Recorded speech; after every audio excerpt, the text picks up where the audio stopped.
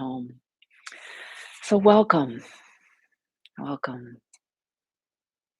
I'm Alex Levin, and we are here on Sun and Moon Yoga Studios portal through YouTube. And please do check out our website and all the offerings that our community offers. We're a long time community of yogis and over 2 decades, and um, always morphing, always evolving with what's happening in real time. So today's topic, meet here. It's the same topic that I presented earlier this week, teaching and subbing in Annie's place for her Dharma talk and meditation practices. It's a topic that's often on my mind in life and practice. And I had a chance to meet it close up last Wednesday before I left to go to the studio. It was a cold, cold night here. And by the way, I'll talk for a few minutes. I hope not more than 10 minutes. And then we'll practice sitting or being still and quiet together, a meditation practice for about 12 minutes. So the opportunity that was presented me is it's here often, and it came really front and center that afternoon. Before it was an evening class, and that afternoon I was not feeling so well. Starting to feel a cold, somewhat of a cold coming on, foggy headed, itchy, kind of scratchy feeling in my lung spaces. And being that it's COVID times, that makes it a little more complicated. We are wearing masks at the studio with the upsurge of Omicron. And I had that choice as the presenter, even though I would be on the screen. So I did wear the mask. And about 2 or 3 hours beforehand, I put down all my task list and decided to rest, to truly rest, which is a challenge for me. That's why I do these practices, so that I will learn it more and incorporate it. And what I noticed, you may notice this too, that often as we're in a certain habit pattern, and some of that is activity, that when we invite ourselves to rest, it's actually hard to do so. It's hard to go from zero, what I call 60 to zero, zero to 60. My animals do it fast. From a nap, they can be full-blown play, and from full-blown play, they can go to a nap real quick. My cat and dog. And what I noticed is the very practice that I try to bring to meditation and to something called focusing practice, where I pause to integrate my experience. And that is an aspect of yoga, the meaning of the very meaning of the word, to integrate not only what's happening in the head, my assessment in a logical, temporal way, but what's happening in my heart, in my emotional sense, what's happening physically in my body.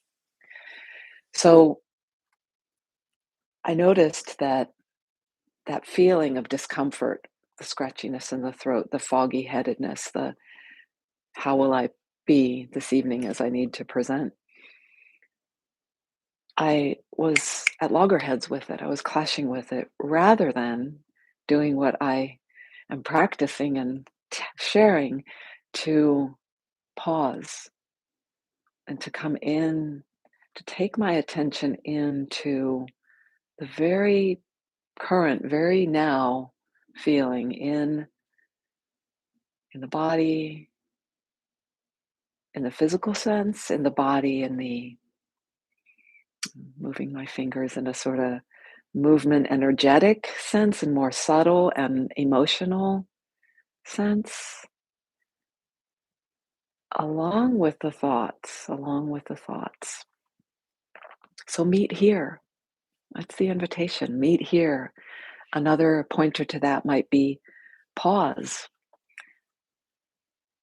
a quote you've probably heard from Viktor Frankl, who was a Holocaust survivor, a neurologist, a psychiatrist, and author of Man's Search for Meaning. Between stimulus and response or reaction, there's a space. In that space is our power to choose our response. In our response lies our growth and our freedom. I might add something to this quote. So he says, between stimulus and response or reaction, there is a space. And before we notice that in that space is our power to choose our response, what I'm adding is another maybe short sentence that might be, in that space, we can attend to and notice and welcome our reaction or our response. That little addition, because in that space is our power to choose our response, and then in that response lies our growth and our freedom. If we don't, what I am finding from teachers and from teachings through the ages, that presence that Thich Nhat Hanh called us to, that ability to, or that tool to pause into presence, into mindfulness, and truly let what comes up, all those feelings, sensations I described, whether they're thoughts, emotions, physical, energetic, to truly welcome them. We need to sort of slow down, and yet that slowing down might not be exactly, it is in time, but there's something that's available that it can be immediate. So immediate, like out of beyond space and time, could be the vertical, or the right here, that is not a moment before, not a moment after, but right here, timeless. And we, in one sense, we need to stretch that out in order to really see what it is, because what is already happening is much like something that baffled me about the Matrix movies, which are some of my favorite, and there's a fourth one out now. After a hiatus, there's another one out that we recently saw.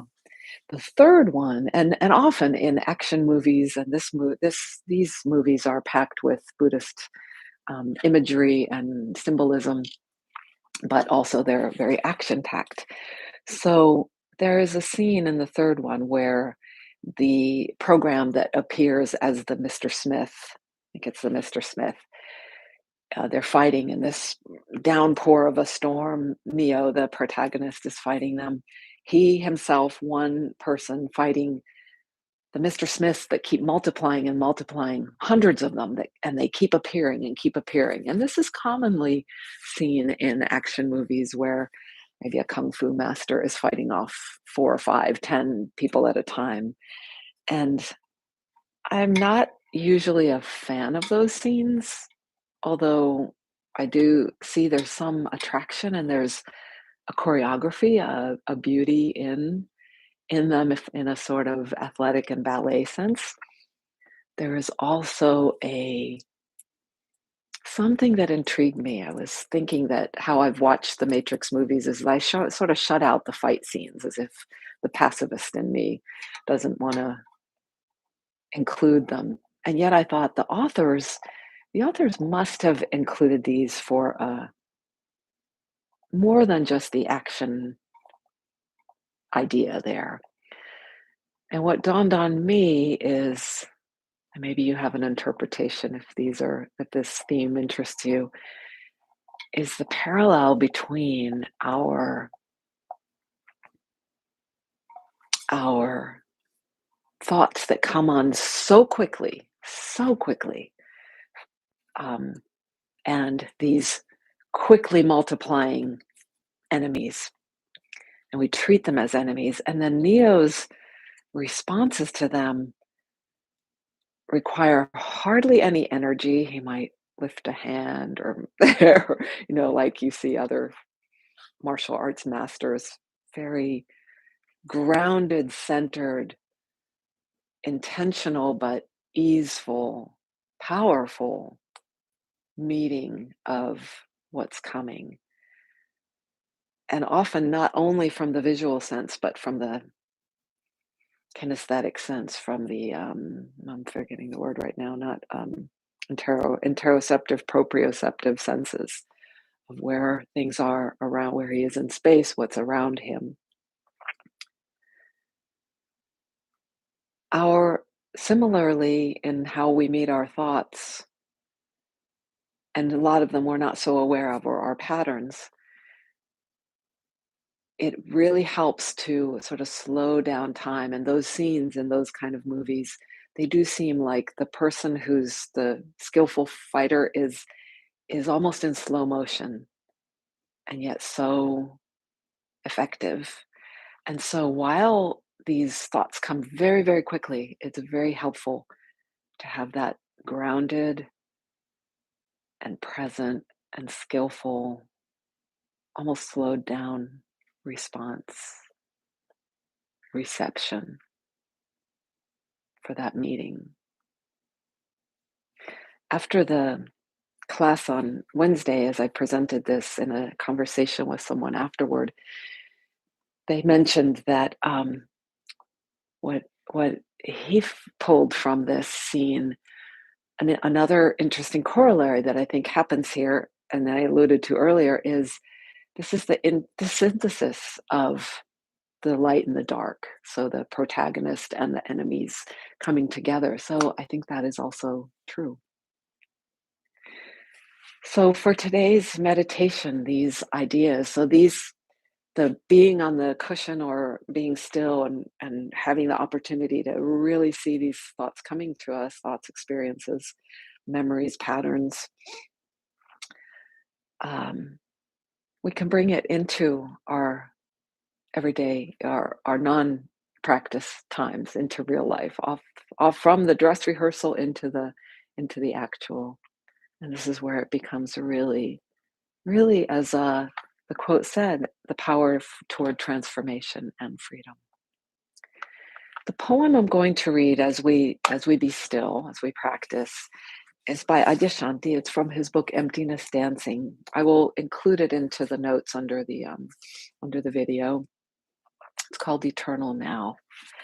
And so if you haven't already, please set yourself up for a very comfortable stillness. And it can be sitting, it can be lying down, it can be curled up somewhere, it can be in front of a fire, it can be outside, somewhere very where you can garner and accept and receive the support you need to have that groundedness, to have that ease of presence, and that feeling of safety to be able to meet what is coming.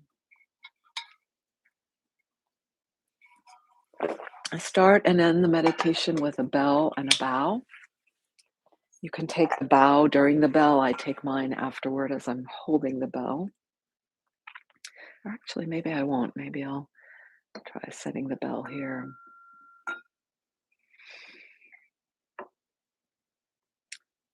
As I borrow from one of my teachers, have a good journey.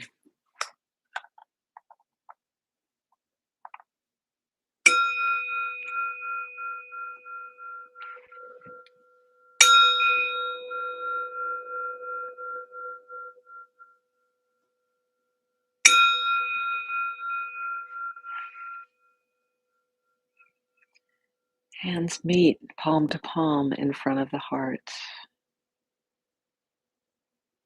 And bowing and simultaneously beginning to sense our form, our physical form, meeting the forms around us and the space around us.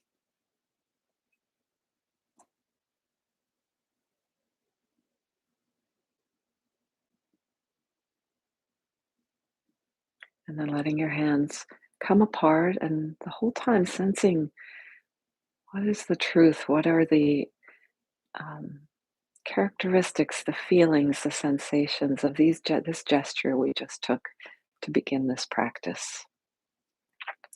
This practice of stillness and silence. And the stillness is important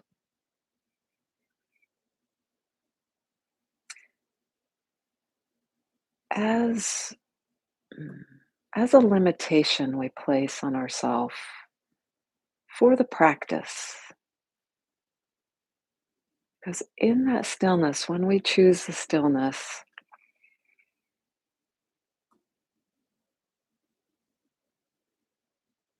we get to see what arises within it, around it, coming to meet it.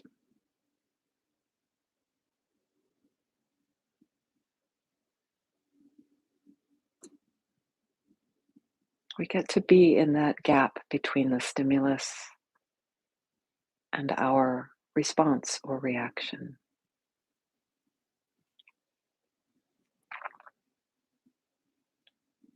So you can take a few more moments, or you can attend to this the whole time of how the body is, that the body is just right. So I'm contradicting myself in terms of if you are attending that way, that maybe you're making small adjustments.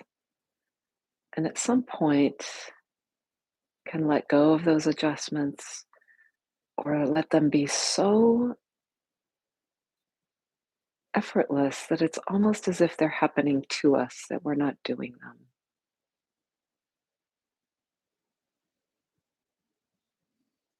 As if the gravitational force is adjusting us.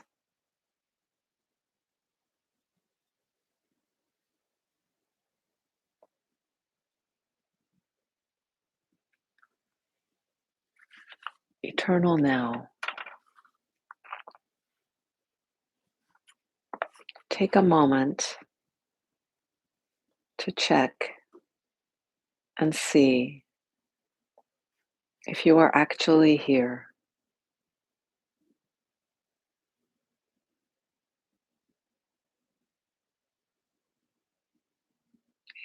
If you are actually here.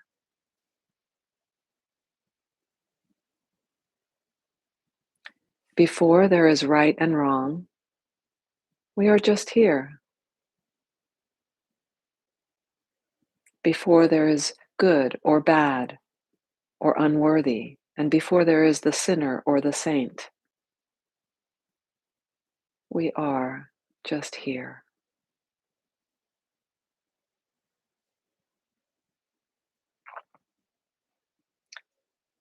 Just meet here, where silence is,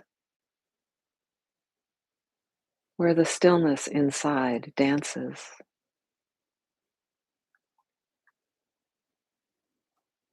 Just meet here, where silence is, where the stillness inside dances. Just here before knowing something or not knowing. Just meet here, where all points of view merge into one point, and the point disappears.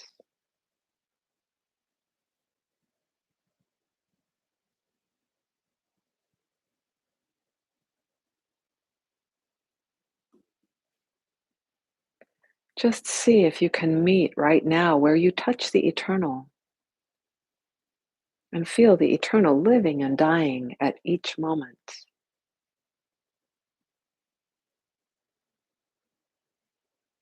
Meet right now where you touch the eternal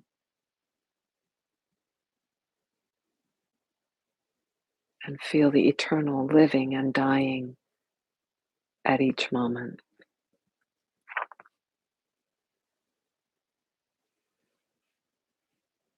Just to meet here before you were an expert, before you were a beginner.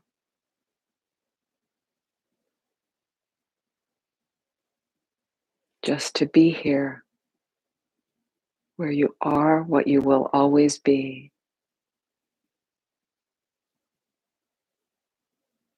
where you are what you will always be, where you will never add anything to this or subtract anything.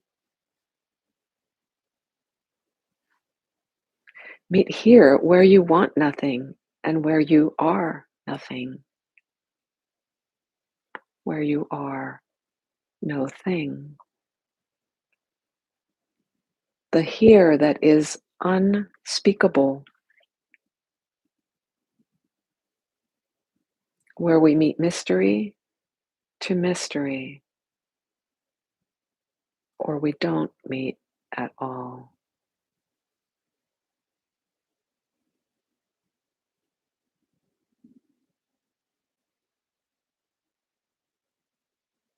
We meet only mystery to mystery, or we don't meet at all.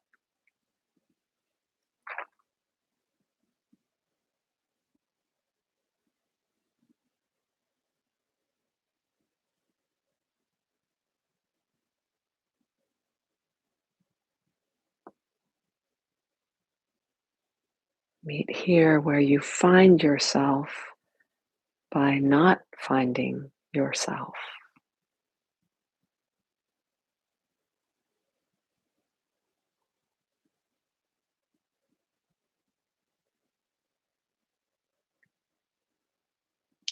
In this place where quietness is deafening, quietness is deafening, and the stillness moves too fast to catch it.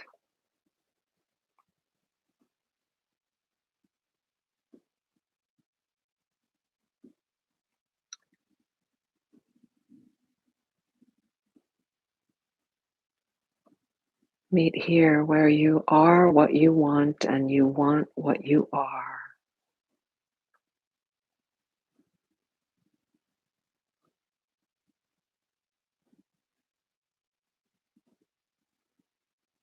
And everything falls away into radiant emptiness.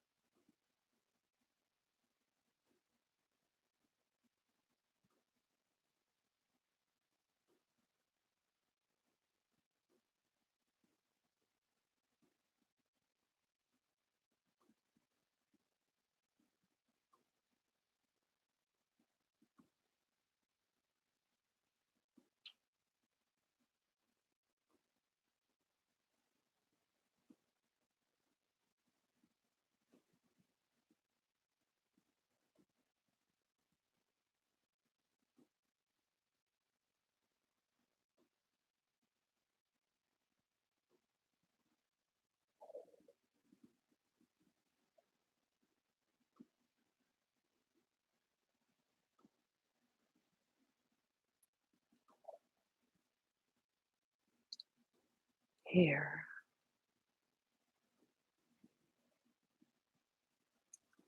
here may also feel like home,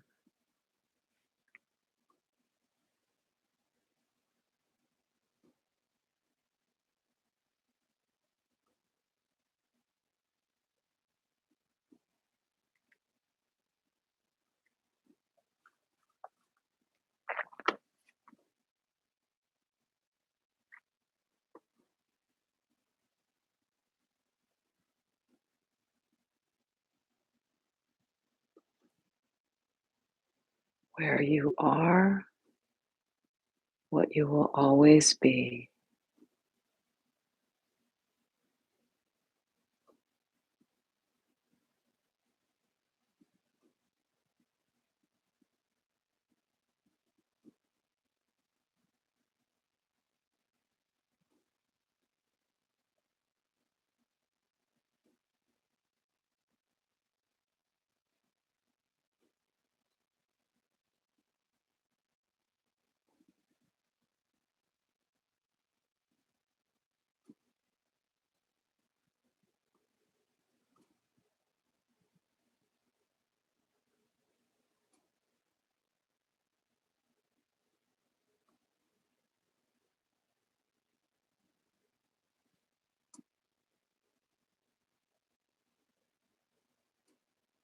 where quietness is deafening, stillness too fast to catch it.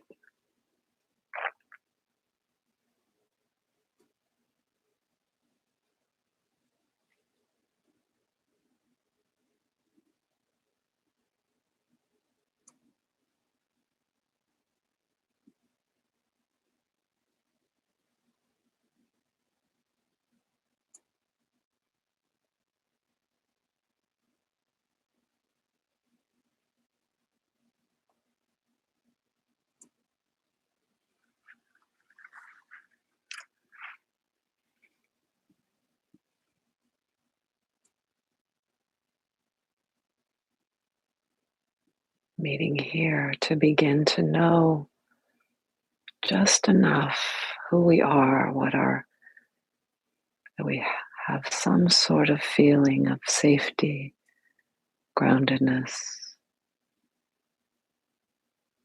to allow at least a momentary opening, a momentary unknowing to meet mystery to mystery.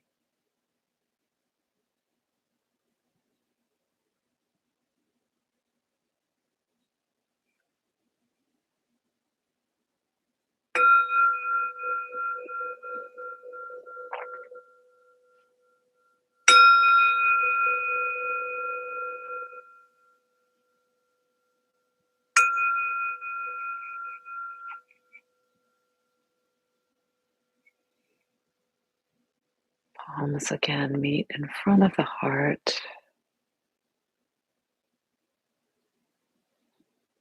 bowing.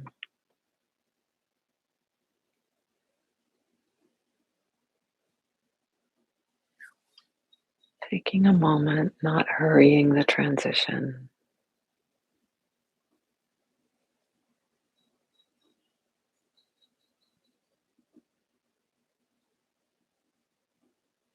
And the wonderful use of the mind is the comparisons and contrasts,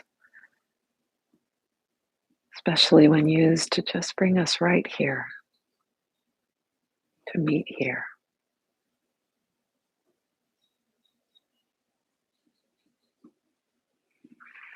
So thank you so much for joining me, and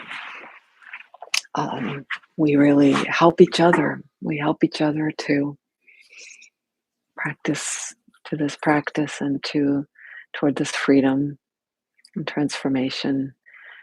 And may your practices be rich this week, knowing that community is with you, and we have many opportunities to meet here. And maybe, why all this? Why? And there's things we want to improve, there are goals, but maybe all of it is love.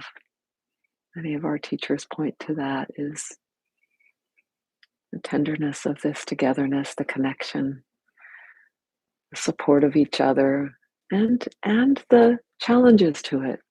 And the challenges, all of it. Could it all be love? Does that ring true? Be well. Ciao, ciao. See you next time.